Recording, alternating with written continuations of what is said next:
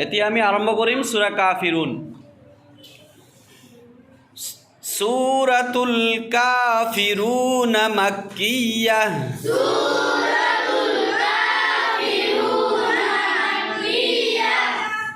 أعوذ بالله من الشيطان الرجيم.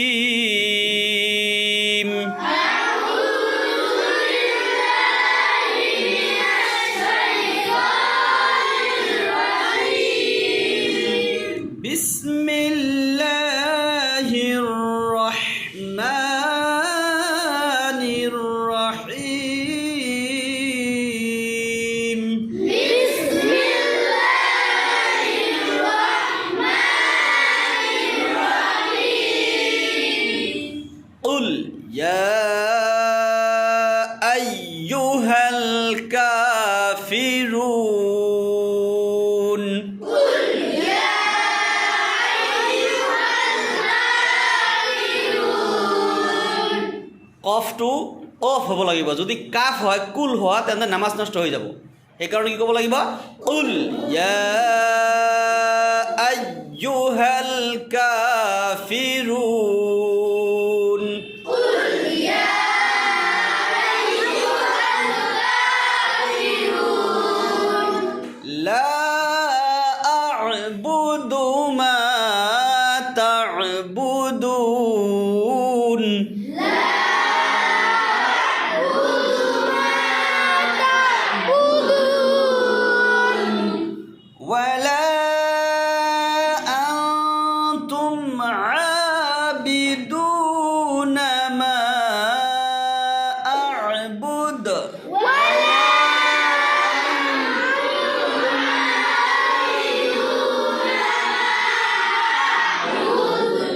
ما أعبد. ولا أنا عابد ما عبدتم.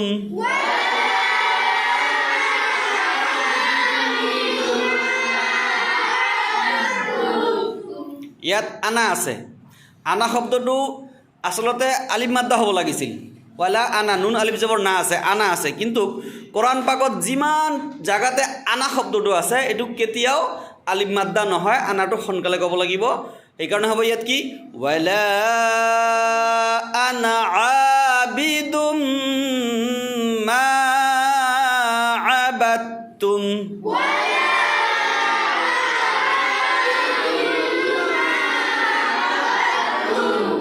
ولا أنتم عابدون ما أعبد.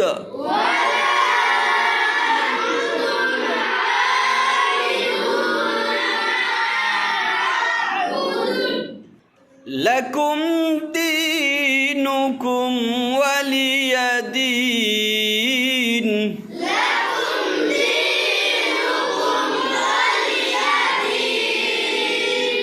আকৌ এবাৰ কৈ দিছোঁ শুনা।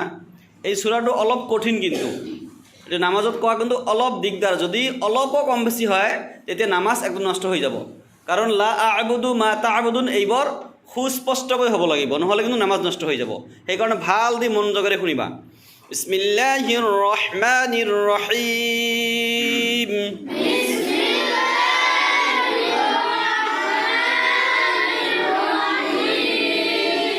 قل يا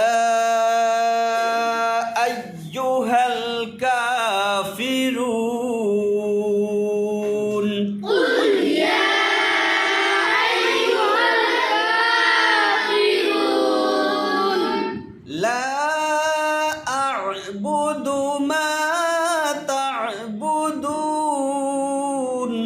لا أعبد ما تعبدون. ولا أنتم عابدون ما أعبد. ولا أنتم عابدون ما أعبد. ولا أنا عابد মা আবাদতুম ولا أنا عابد ما عبدتم ولا أنتم عابدون ما أعبد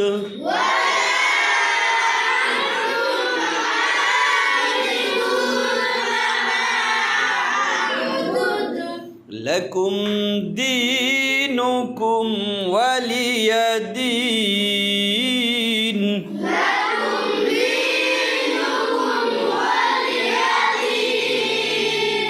পাৰিবা না এতিয়া অহাকালি ধুনীয়াকৈ এইটো মুখস্থ কৰি দিবা ঠিক আছে সাদাকাল্লাহুল আযীম